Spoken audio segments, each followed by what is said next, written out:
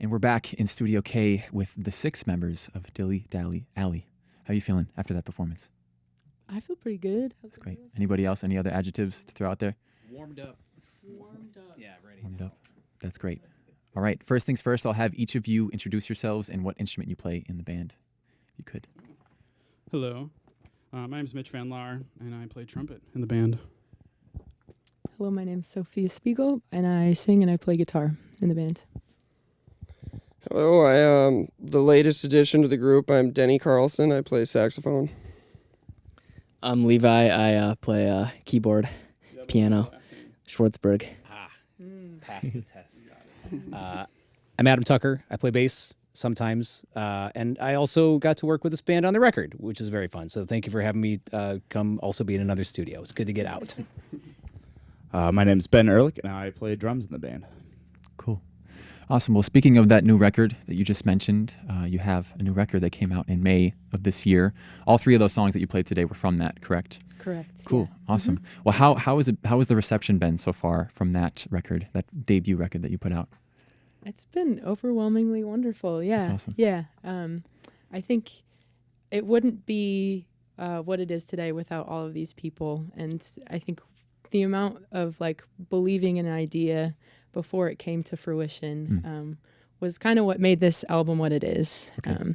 And so, yeah, it's just been wonderful to see it out in the world. Totally. It's changed our relationship with our tunes a lot. Having them recorded and out, you mean? Or Yeah, okay. yeah. Cool. How so? Curious. Well, I think a song, when it's in your own head or when it's in a trusted community of people like this, there's something really liquid and flexible and vulnerable about that. And then when you decide to share it with the public, something gets cemented into a final form. But totally. I mean, we changed the tunes up quite a. I mean, this performance was very different from what the recording is. Yeah. But yeah, I think it changes the relationship with the tune because now everybody else is peering into this kind of vulnerable thing that we all have to share. Totally. Yeah, I don't know. I think it's hard to describe. This is our very first album. This is our very first time being out in a public eye sharing music. Yeah. And that changes the creative process a little bit. Yeah. Totally. In a good way, I think. Yeah. Cool. How does the songwriting process work in this group specifically? Are you the main songwriter in terms of lyrics? Yeah, that's Okay. changed over time. So this first album, I was the primary songwriter. Cool. Now it's been a little bit more collaborative. Mitch Sweet. has written a couple of tunes for the band, Nice. And they sound amazing. And those are not out yet. Those are not out, but they will be someday. Cool. We're working on them. I started the tunes in Make You Whole. I don't know, around 2020 when the pandemic started, Okay. and everybody else had too much time on their hands, and I think A lot of great art was made during that period, I think. Yeah, right. One good thing that came out of that tragic moment. in Yeah, our history. exactly. Right. Yeah. You had to fill the quiet space with noise somehow. Yeah. And yeah, I guess at the time I was I was a social worker, and I think had a lot just kind of bursting at the seams with what I needed to digest, and I think had always had songwriting as a way to kind of wrap my fingers around emotions that were hard to digest, but that particular time was really prolific just because of I think the stress of the work I was doing and just wanting to get it out somewhere. And I think it wasn't until the summer of 2021 that I kind of introduced the tunes to a couple of mates, and then it just slowly grew from there. That's awesome. And what kind of lyrical themes do you explore in this record? Any that come to mind in particular? Yeah.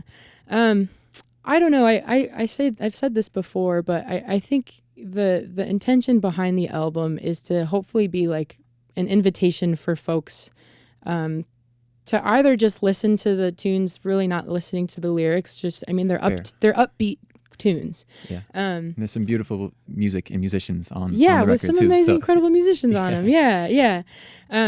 But I think it's also an invitation for anybody who's willing to invite some pretty vulnerable feelings in, I guess. Okay. And I think especially so I guess Make You Whole and Give Yourself Up to Yourself are kind of the the more flagship tunes Yeah, totally. of the album, and both of them really pertain to like struggling to accept, like, you know, the kind of the ickiest, ugliest feelings in yourself. If you're able to like hold that in a heart space that like you can unconditionally accept and integrate into yourself, then that is like a superpower to do anything in the world. Totally. Yeah, and then there's also, I talk about, you know, nature a lot. I talk about the Minnesota lakes a lot. Yeah, that's one thing I noticed, and I wanted to ask you about that. Both with like sound bites, like there's some birds chirping at some point during the album, and just with like some of the song titles, nature is a prevalent theme, I think, in it. So does nature inspire you? Like, do you write in nature sometimes, or? Oh yeah. Yeah. Yeah. Cool. Yeah. I mean, I think that I mean, nature is a place where like you don't have to put on a persona. You don't have to put on a mask. You don't have to put like you don't have to be anything to anybody. Yeah. And it I guess in particular the ones that I've written out in nature along a lake somewhere, usually in Minnesota, have been moments of like I guess of vulnerability in terms of so Make You Whole, for example, was about basically like going on a canoe trip and making kind of a dumb decision and like almost capsizing during a really big storm. And that night it was, you know, the waters were just impossibly calm. And yeah, right. Like I almost cheekily so. And I was kind of sitting along the rocks, and that's kind of just when the like boo ba just popped in my head. And I think it wasn't.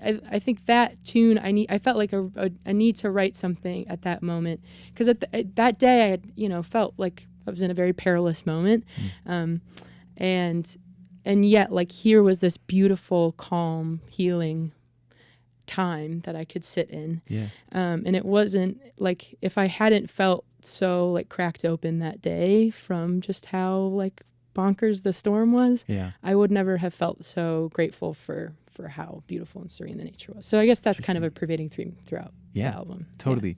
Yeah. So are you more of a spontaneous songwriter? Like you let the songs come to you in a way, or do you go to the songs and you sit down and say, I'm going to write a song right now? What is your process like? Oh, that's tough. Or is it all over the Mitch place? might be able to chime in too. Yeah, anyone else who helps with songwriting in this, feel free to chime in too. But I could say a little something. Yeah. So we've only recorded one of the tunes that I've written. Okay. There's a couple other things that we're working on. I think usually like the first idea kind of comes to me, and then I sit down and I mess with it for weeks or days or hours or however long it takes until I'm like, okay, now I think the idea is starting to form. Totally. And then like a couple weeks after that, I think like, oh, like I'm going to change all the lyrics now because I've just decided that they're terrible. Maybe they're not terrible, but that's just how it goes. Yeah.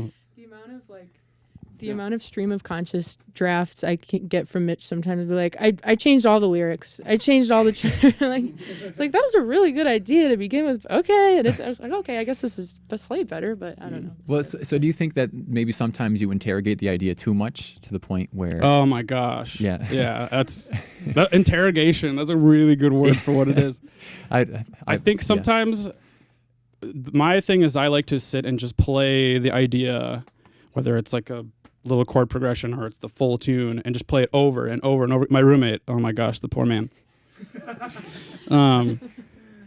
And sometimes I'll do something on accident and be like, oh, and then that's just the new idea from now on. Or I'll make a mistake and I'll enjoy the mistake.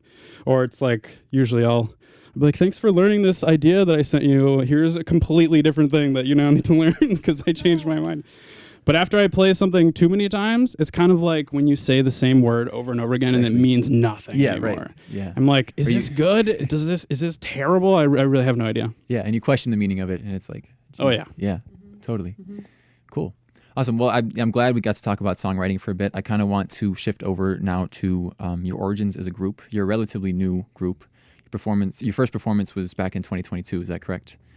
Art of World? Yes. Okay. Correct. Cool. How did you come together as a group? All of the people in this room are none of the original members, or aside from myself. I guess Max is the original bassist of Dilly, and Adam is sitting in. But so we started as a 4-piece band. Okay. No with horns? No Or- horns. We went into the studio without horns. The sound is incomplete seems- without horns now. Yeah, it seems like, completely yeah. bananas thinking back. But basically just jamming in a grungy little warehouse room that like we rented out for a bit over the summer of 2021. And that at the time was with Will Keir, Kevin Yetter, and Maxwell Voda.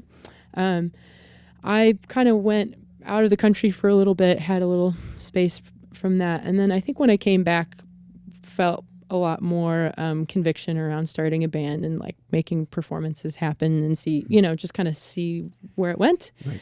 And then also I think Kevin and Will were going off to grad school and they knew that was happening and we wanted to kind of make a mark of the time that we had together. That's kind of why we went into the studio in the first place, because it was like, oh no, like we don't, So our time is finite. It was going to be like a time capsule kind of thing? Yeah, then? basically. Oh, wow. And then we cut the tracks with sweet Adam Tucker over here, absolute recording engineer sage.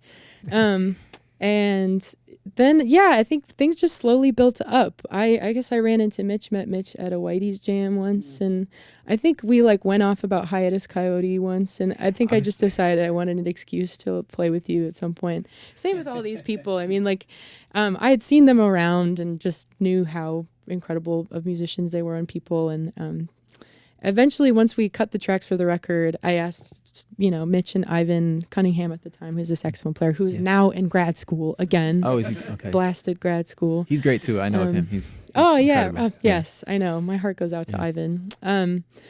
But basically, it's now we have solidified as this crew with Ben and Adam sometimes Max, with Levi, with Denny, with Mitch and I, and it's felt really, really good. We've been playing together as our apparatus for the most part since January of this year, when we got started thinking about releasing this album and being like, okay, well, feel pretty proud of these sounds. Maybe we want to play it around. It's not just a time capsule anymore. Right. Maybe you want to like play a show about it, and now it's a whole thing. That's awesome. That's awesome. Yeah. Wonderful. Cool. So I'm very curious about who wrote the horn parts for your tunes. I'm loving those horn parts. They were incredible. You did? Yeah, I wrote the horn parts. The solos, of course, are filled with them. And, right. and in the recent tunes, like Mitch has written horn parts. Yeah. But yeah, for the most part, when I decided we wanted more kind of a horn edge to it. Did you write that like in the studio? So you said you went to the studio without the horns. Yeah. And then you decided you wanted them. What kind of pushed you to want that sound in there? I don't know. I can't even remember what that conversation was at. What did you hear? It was an accident. Yeah, it was. Oops. Oh, Mitch, hey, how you doing? You want to come in the studio really quick?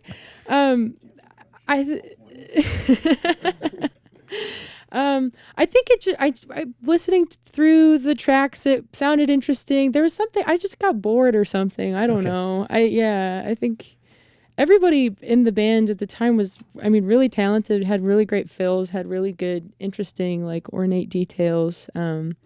I think I felt silly and wanted something more flashy about it. I don't know.